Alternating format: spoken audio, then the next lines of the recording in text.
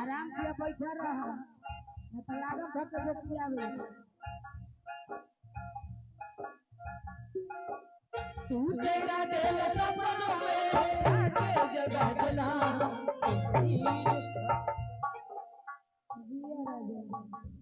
₹10 के दारू का 10 लाख के इज्जत मैं समियाना बा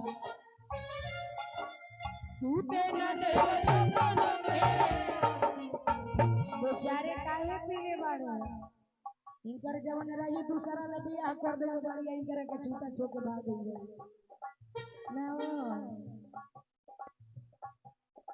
तू तेरा दिल सपनों में तू तेरा दिल सपनों में तू आके जगह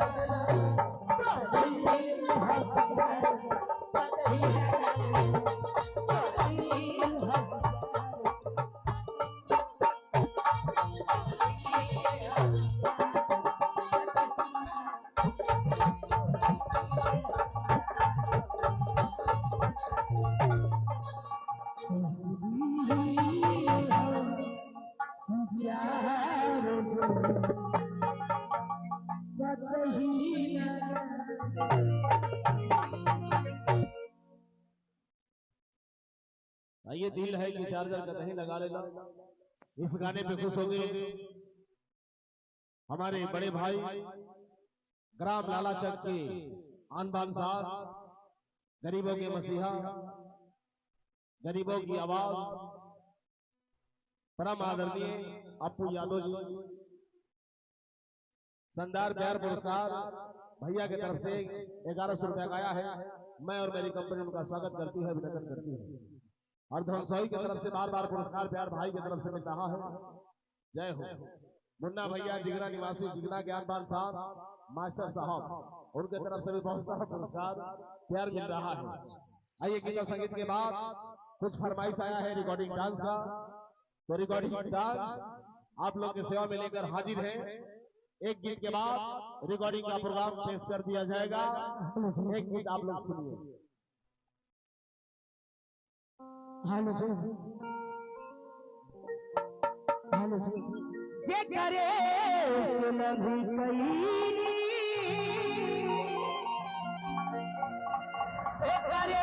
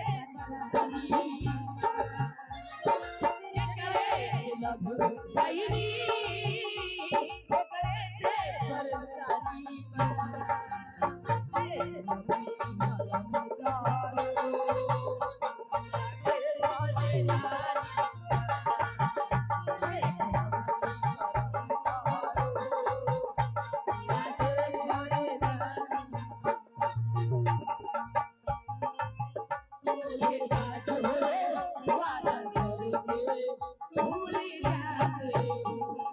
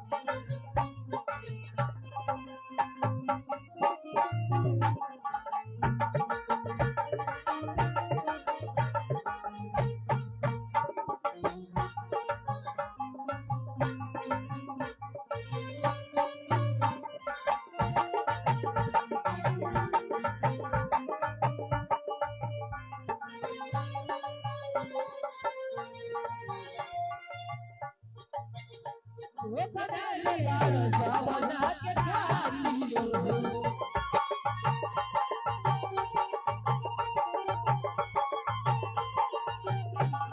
मिली न तोहरा जवना के रानी हो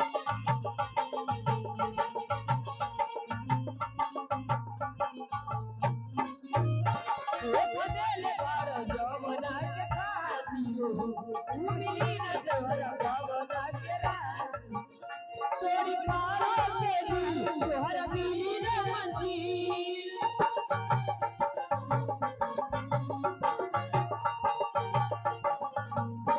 तोरी पारो के भी तोहरा मिली न मंदिर ये सोची मन में हो तो हैरानी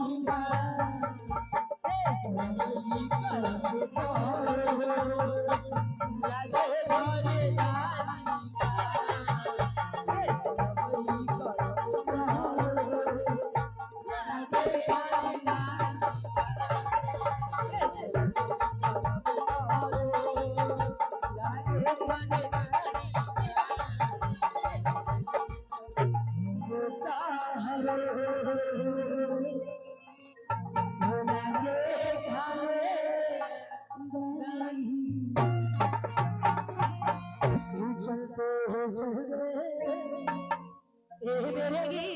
याद रखना